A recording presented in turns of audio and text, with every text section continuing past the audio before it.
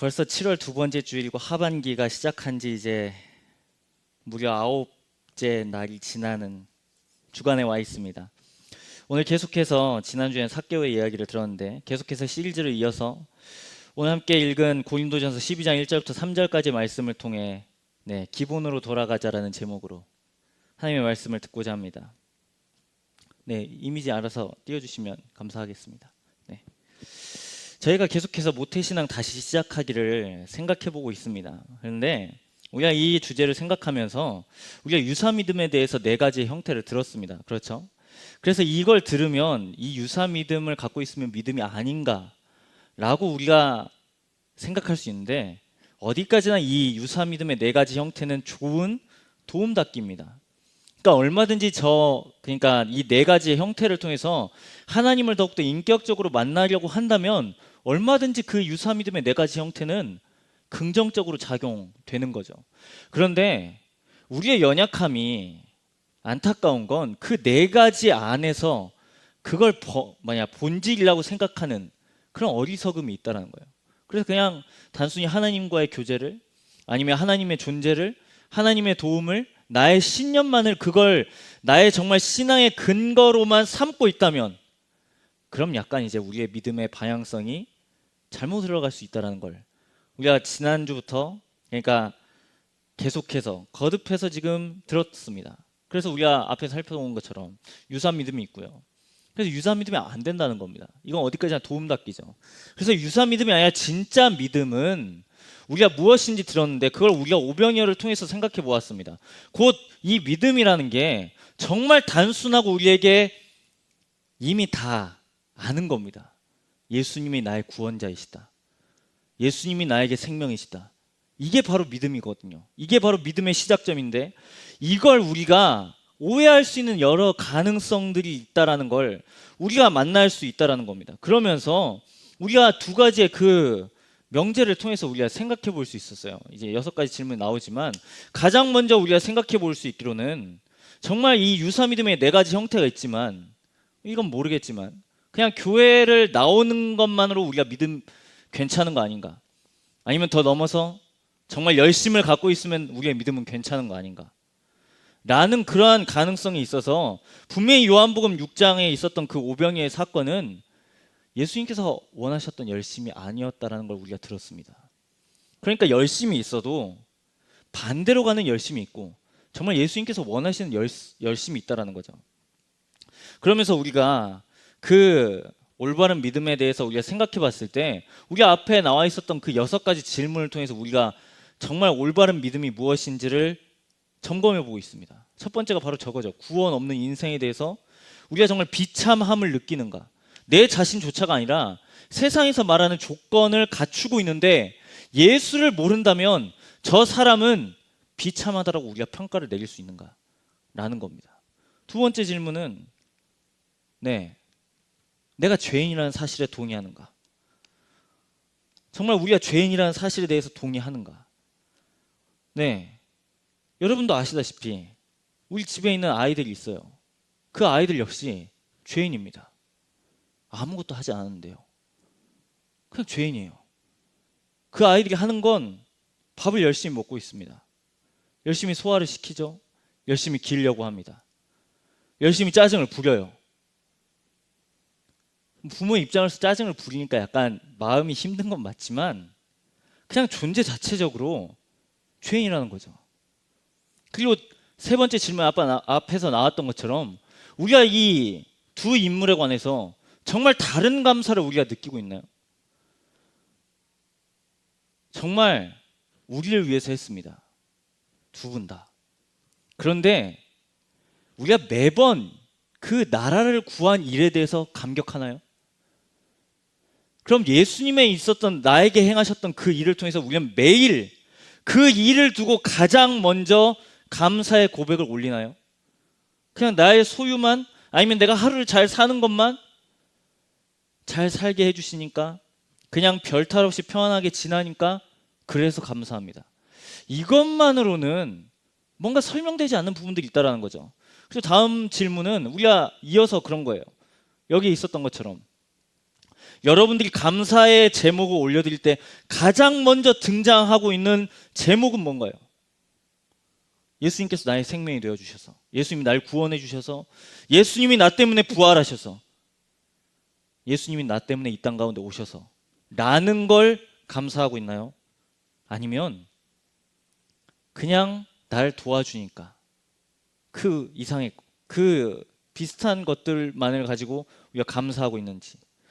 다섯 번째는 우리가 이 주제에 대해서 계속해서 점검하고 있습니다.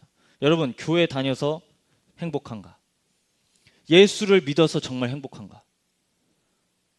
예수 때문에 내가 정말, 오늘 우리가 첫 번째 차이의 그 고백인 거잖아요.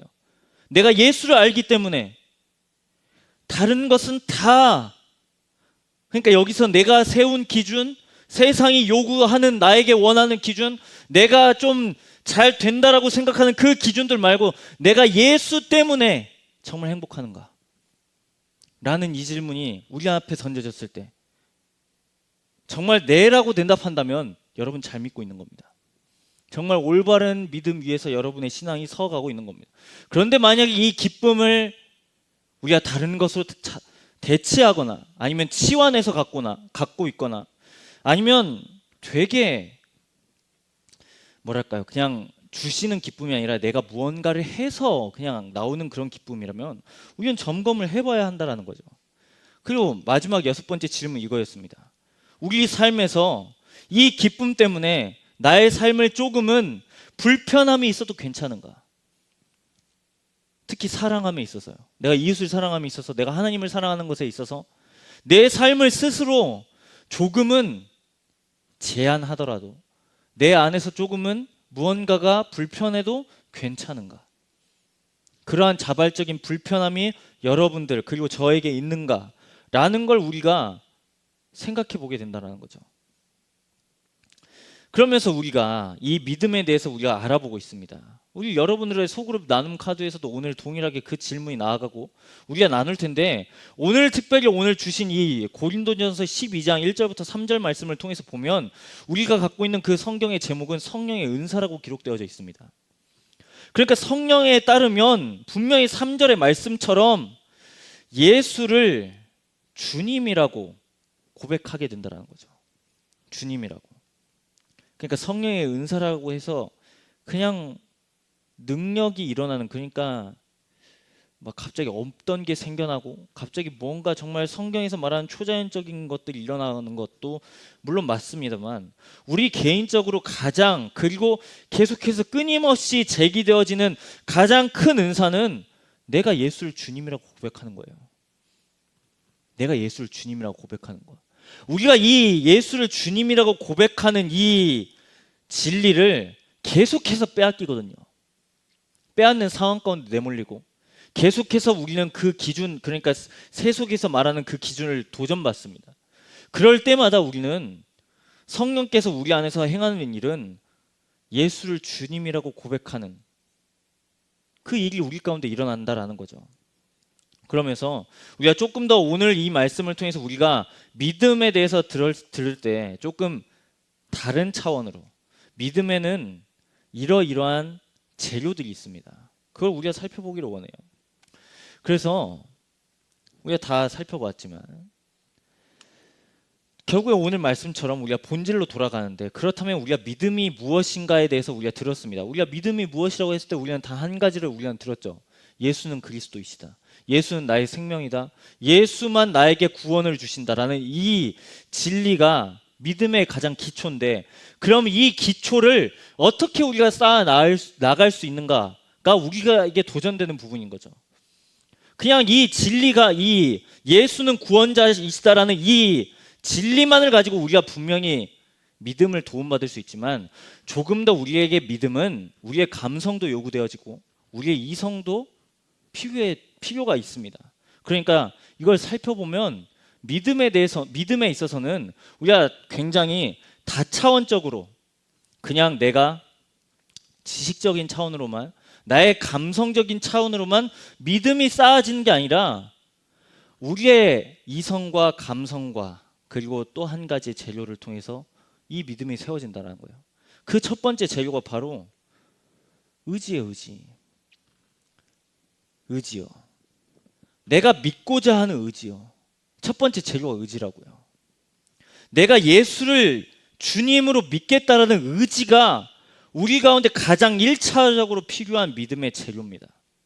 우리가 이러한 예를 들을 수 있어요. 우리가 이 의지라는 예를 들었을 때 되게 의지 역시 우리가 여러 말씀을 통해서 우리가 존재 자체가 굉장히 부정당하고 부인되니까 나의 의지마저도 굉장히 별 가치 없는 게 아니란가라고 생각되어질 수 있지만 분명히 하나님께서는 우리에게 믿을 수 있는 의지를 주셨습니다.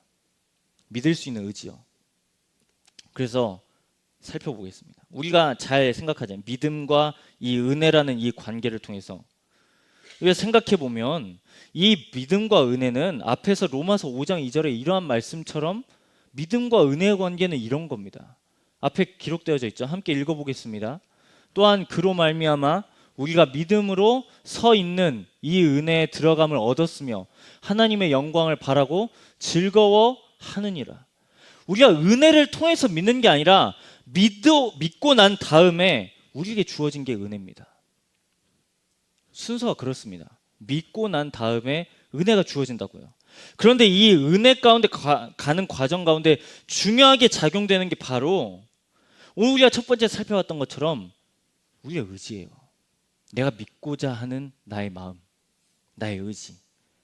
우리가 이런 예를 들어보겠습니다. 여러분이 갖고 싶은 선물, 자, 주었다라고 생각해보죠. 지금 이 예배가 마치고 여러분의 각자의 가정 앞에 아이폰, 맥북, 아이패드, 에어팟 저기에 담겨져 있습니다. 여러분이 집에 갔어요. 근데 압니다. 선물이 주어졌다는 걸. 근데 안 열어봐요. 저걸. 앞에 있는데 안 열어봐요. 집 앞에 있는데. 그때 우리가 필요한 게 뭔가요? 저 선물을 보려는 나의 의지가 있어야 됩니다. 이미 하나님께서는 우리에게 주셨습니다. 저걸. 그러니까 우리에게 필요한 건 지금 1차적으로 은혜가 주어지는데 그 은혜를 받기 위해서는 우리가 아는 것처럼 저 문을 열어야 된다는 거죠. 우리 마음의 빗장을 열어야 됩니다. 우리 마음의 문을 열어야 되죠. 우리가 요한계시록의 말씀처럼 분명히 압니다. 누구든지 내 음성을 듣고 문을 열면 예수님과 더불어 먹는다라고 분명히 요한계시록에서도 기록되어져 있습니다. 그래서 의지가 필요한 거죠. 은혜는 주어졌는데 아무리 해도 내가 의지를 발휘하지 않고 가만히 있으면 저 은혜는 저 문을 통과하지 못합니다. 그 다음 두 번째 재료는 지식이에요. 우리의 지성이요. 우리가 지식을 통해서 믿음을 얻습니다. 우리가 믿음하면 지식을 요구하지 않을 것 같지만 절대 그렇지 않습니다. 우리가 기독교는 절대 반지성주의를 말하지 않습니다. 우리의 이해에 따라서 신앙이 성장합니다. 그러니까 지성을 추구하지 않는다고 생각할지 모르지만 기독교에 그러니까 성경에서 제시하는 믿음은 절대로 지식을 배제시키지 않아요. 만약에 저 지식을 빼면 믿음은 어떠한 형태로 가냐면 맹종으로 갑니다. 맹종이요. 생각 없이 믿는다고요. 앞에서 서 있는 사람이 아무런 말을 다 그냥 읊어도 믿습니다요. 아무런 말을 다 읊어도.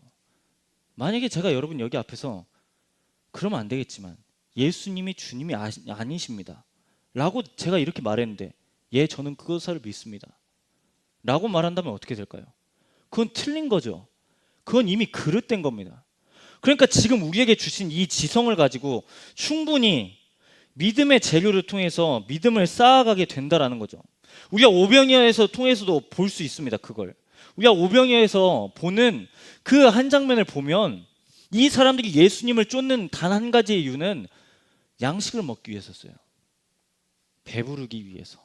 예수님을 알고자 하는 그러한 마음이 아니라 그냥 주니까, 그냥 나의 배가 부르니까, 나의 목이 축여지니까 예수님을 따릅니다. 그래서 아무런 생각 없이 그냥 믿는 거예요.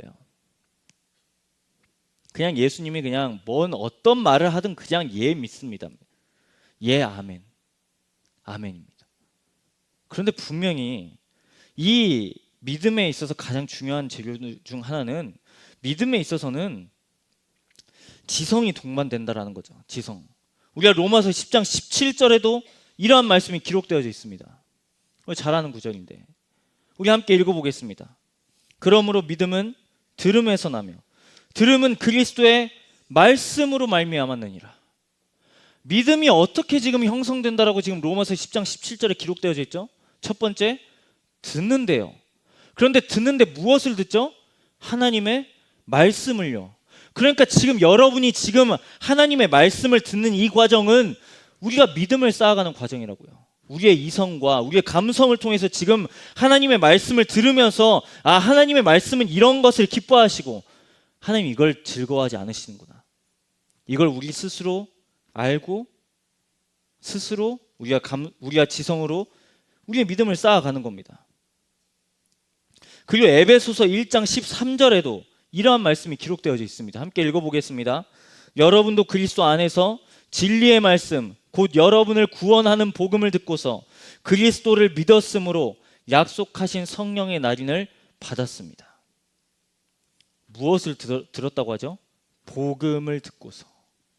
복음을 듣고서 누구를 믿어요? 예수를 믿었으므로. 그리고 성령의 날인을 받았대요. 그러니까 믿음의 출발점은 우리의 의지와 그 다음 하나님의 말씀을 듣는 겁니다. 이 말씀을 듣고 또 고민하고 또 질문해서 우리의 믿음이 확장되어져 가는 거예요. 이런 말을 좀 드리면 좀 그렇지만 우리 위에 계신 분들은, 저의 부모님도 그랬습니다. 그냥 믿으래요. 그게 믿음이라 그랬습니다. 그냥 믿으면 그게 믿음이래요. 그게 정말 어른분들은 그렇게 믿었습니다. 그리고 우리가 흔히 듣기로는 의심하지 말라 그러죠. 그런데 의심은 믿음이 깊어지는 과정입니다. 예수를 모르는 게 아니라 의심은 우리가 얼마든지 이 말씀을 듣고 정말 그런가라고 나의 생각과 나의 마음을 통해서 계속해서 저울질할 때에 우리의 믿음의 크기는 작아지고 적어지고 좁아지는 게 아니라 확장되는 거죠. 그래서 의심은 필요한 거예요. 정말 하나님이 그러셨을까? 정말 예수님이 그러셨을까? 라는 이 질문을 통해서 우리의 믿음이 축소되고 작아지는 게 아니라 커진다고요. 그때 필요한 게 바로 말씀이고 우리의 지성입니다. 그리고 마지막으로 우리에게 필요한 재료는 성령입니다. 성령이요. 의지, 지식, 성령. 이 성령을 통해서 우리가 믿음 생활하기 시작합니다. 이 믿음이 되어지기 위해서는 반드시 성령 하나님의 도우심이 없으면 믿음이 안 됩니다. 오늘 12장 3절에 읽었던 게 바로 그 구절이에요. 성령을 통해서는 예수를 누구든지 주님이라고 고백할 수 없느니라. 성령으로 아니하고서는. 그러니까 나의 스스로도 내가 말씀을 들었는데 성령을 의지하지 않고서는 내가 예수를 나의 주님이라고 고백할 수 없다라고요. 그러니까 우리가 이 세 가지의 이 재료를 통해서 오늘 우리의 믿음의 상태를, 우리의 신앙의 상태를 좀 생각해 보기를 원하는데, 우리가 이 세 가지를 통해서 다음과 같이 생각해 볼 수 있어요. 이 표를 보이시죠? 첫 번째는 다 없습니다. 의지도 없고요. 지식도 없고 성령님께 의지하지도 않습니다. 우리는 이 단계를 무의지의 단계로 생각해 볼 수 있어요. 다음으로는 의지는 있는데 말씀은 듣지 않습니다. 성령께 의지하지도 않아요. 이 단계를 무지라고, 지식이 없기 때문에, 하나님을 아는 말씀이 없기 때문에 무지의 단계라고 할 수 있습니다. 그 다음 세 번째는 의지도 있고 하나님의 말씀을 들었습니다. 하지만 성령님의 도우심을 의지하지 않습니다. 그 상태를 우리는 불신이라고 할 수 있습니다. 그리고 마지막 단계는 여러분이 생각하는 것처럼 다 했을 때 우리는 비로소 믿음이 시작되는 회심의 단계입니다. 성경에 많은 인물들이 저 단계를 거쳤죠. 회심. 우리가 이 무의지, 무지, 불신, 회심에 따라서 각자가 믿음을 세워나가는 방식이 다릅니다. 다 동일하지 않아요.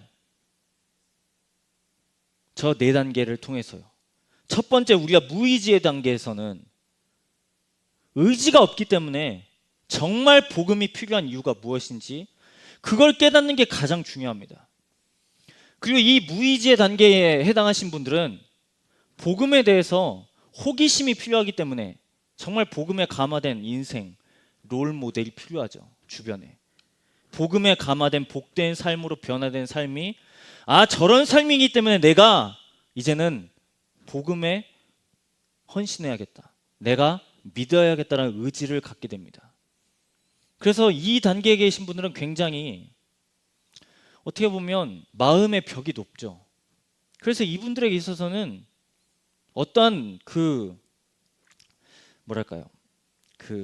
회의적인 감정을 갖고 있는지 들을 필요가 있습니다. 그 다음에 무지에 있어서는 의지는 있는데 무엇을 하지 않죠? 말씀을 듣지 않습니다. 그렇기 때문에 복음을 배워야 돼요. 복음을 배워야 돼요. 이 주신 하나님의 말씀을 통해서 계속해서 복음이 무엇인지 들어야 됩니다. 그때 가장 요청되는 건 무엇이든지 의심해야 됩니다. 무엇이든지, 그리고 질문해야 되고 대화해야 돼요. 여기는 왜 이렇죠? 여기는 왜 이렇게 기록되어져 있죠? 하나님은 왜 여기서 이렇게 하셨죠? 그리고 그 감정을 갖는 걸 부끄러워하지 않아야 돼요. 그건 자연스러운 겁니다. 이 하나님의 말씀을 모르기 때문에 얼마든지 호기심으로, 또 자신이 살아왔던 세계관과 그 성경의 세계관이 충돌되기 때문에 충분히 회의감을 경험할 수 있다는 거죠. 그 다음 불신의 단계에서는 성령께 의지하지 않기 때문에 이때는 비로소 성령께 의지하는 기도를 드려야 됩니다. 정말 내가 믿고 싶은데, 내가 나의 의지로 예수를 믿기로 작정했고, 내가 믿기로 작정했기 때문에, 내가 복음에 대해서 모르기 때문에 내가 하나님의 말씀을 읽기도 하고 묵상하기도 하고 암송하기도 하고 또 듣기도 하지만 내가 여전히 믿어지지 않기 때문에 성령 하나님의 도우심을 구해야 된다는 거죠. 이때 우리는 초조해하거나 부끄러워하지 않아요. 동일하게. 그리고 이 단계에서는 굉장히 신앙적으로 우리가 획기적으로 변하니까 갑자기 180도로 변해서 어떠한 신앙의 모습이 일어날 것 같지만 정말 쉽지 않습니다. 정말 사울과 같이 극적인 회심을 경험하지 않는 이상 그런 모습이 잘 나타나지 않죠. 그냥 어느 정도. 그리고 성령 하나님께서는 우리 모든 사람의 각자의 속도를 맞추어 주십니다. 인격적으로. 그렇게 계속해서 요청되는 부분은 성령 하나님을 요청해야 되는 거죠. 그리고 마지막 단계인 회심에 이르러선 내가 이제 믿기로 결단했고, 내가 이 하나님의 말씀을 듣고, 내가 이 성령의 도우심을 이제 의지해서 예수님을 주님이라고 고백했기 때문에 예배하는 거예요. 그리고 나뿐만 아니라 공동체를 형성하고, 그리고 혹 다른 지체가 앞에 있었던 단계에 있다면 기꺼이 도와주는 겁니다. 이게 교회 안에서 일어나는, 그리고 일어나야 할 믿음의 과정입니다. 그래서 우리가 앞에 살펴봤던 이 네 단계를 통해서 우리가 잘 생각해 보면 이건 계급이 아닙니다. 회심했기 때문에 더 믿음이 좋고, 무의지기 때문에 믿음이 더 나쁜 그런 게 아닙니다. 믿음은 절대 그렇게 계측하거나 양에 따라서 상대적이거나 그런 게 아니라, 믿음을 판단하시는 분은 우리가 아니라 하나님이신 거죠. 그렇기 때문에 이건 계급의 논리가 아니라, 그리고 또 시간적으로 무의지에서 무지로, 무지에서 불신으로, 불신에서 회심으로 가는 이런 시간적인 순서가 아니라, 무의지에 있는데 갑자기 회심을 경험할 수도 있습니다. 무의지에 있는데 갑자기 불신의 상태에 갈 수도 있어요. 반대로 회심했는데 내가 어떤 걸 믿지 못해서 다시금 불신의 상태로 갈 수도 있는 겁니다. 그러니까 이건 시간적인 상황 순서가 아니라 얼마든지 우리의 믿음 안에서 일어날 수 있는, 우리 모두에게 일어날 법한 일이다라는 거죠. 그래서 오늘 우리가 이 예배를 마치고 나서 나눌 두 가지의 질문은 이거예요. 여러분의 상태는 이 네 단계의 상태 중에 어떠한 상태인가요? 그 여러분의 그 상태에 따라서 여러분이 정말 할 수 있는, 여러분이 할 수 있는 결단을 나눠주세요. 네, 여러분이 할 수 있는 결단. 우리가 계속해서 이제 다음 주면은, 그리고 다다음 주면은 이 모태신앙 다시 시작하기가 마무리가 됩니다. 그리고 이제 여기에 걸려 있는 것처럼 8월 14일부터 16일까지 수련회를 거친 다음에 진짜 이제 복음에 대해서 우리가 듣게 되는데, 여러분, 복음은요,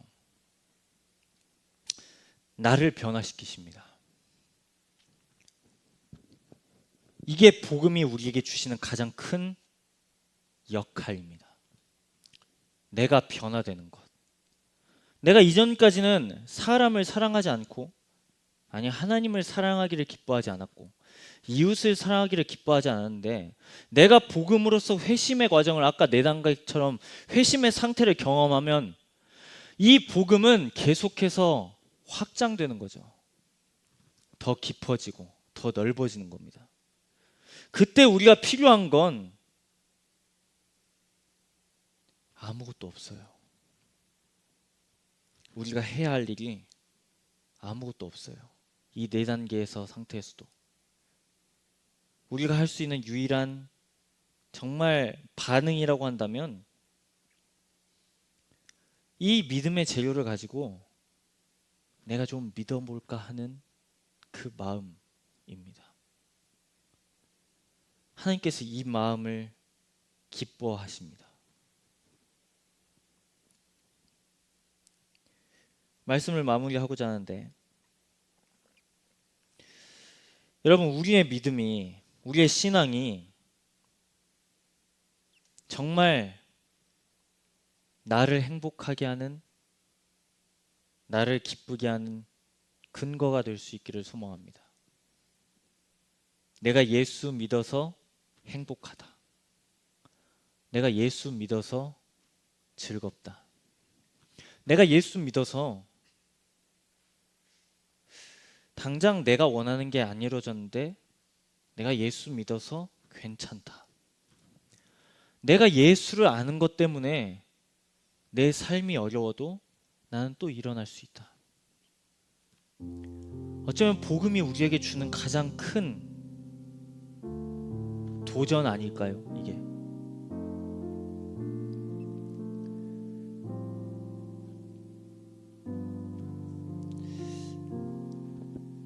왜 2주 전에도 제가 나눴지만 여러분을 위해서 기도하는 가장 큰 제목은 저 역시도 그렇고 정말 복음을 알기를 간절히 소망합니다. 이 앞에 있는 저도 복음을 다 몰라요. 여전히 복음을 알아야 되고 여전히 복음에 의해서 변화받아야 되는 죄인입니다. 우리가 이후에 리더 모임 때도 나누겠지만 우리는 무언가를 하지 않으면 죄인이 아니고 무언가를 어겨버리면 죄인이라는 이 틀 안에 나 자신을 굉장히 가둡니다. 그리고 그 틀 안에 있으면 하나님을 어떻게 만족시킬 수 있을까? 하나님을 어떻게 기쁘시게 할까라고 해서 자꾸 정체성의 근거를 이 십자가가 아니라 내 안에 갖고 옵니다. 그걸. 그런데 복음은 그 정체성의 근거가 나에게 있지 않고 십자가에 있다라고 말씀하십니다. 십자가. 사랑하는 여러분, 우리 모두가 복음으로 변화될 수 있기를 간절히 소망합니다. 복음을 살아내고 복음을 더 깊이 알고 우리의 나이가 드는 것처럼 복음에 대한 나의 이해도 복음에 대한 나의 헌신도 예수를 사랑하는 깊이와 넓이도, 예수를 향한 나의 시선과 예수를 향한 나의 지식의 크기도 더 넓어질 수 있기를 간절히 소망합니다. 이 시간 우리가 할 수 있는 유일한 한 가지, 성령님을 초청하면서 우리의 믿음이 정말 주님께서 기뻐하시는, 주님께서 원하시는 그러한 믿음으로 거듭나고 다시금 시작할 수 있기를 소망하는 마음으로 우리가 몇 주 전부터 계속해서 불렀던 이 영접송이라는 고백 함께 올려드리면서 기도의 자리로 나아가도록 하겠습니다.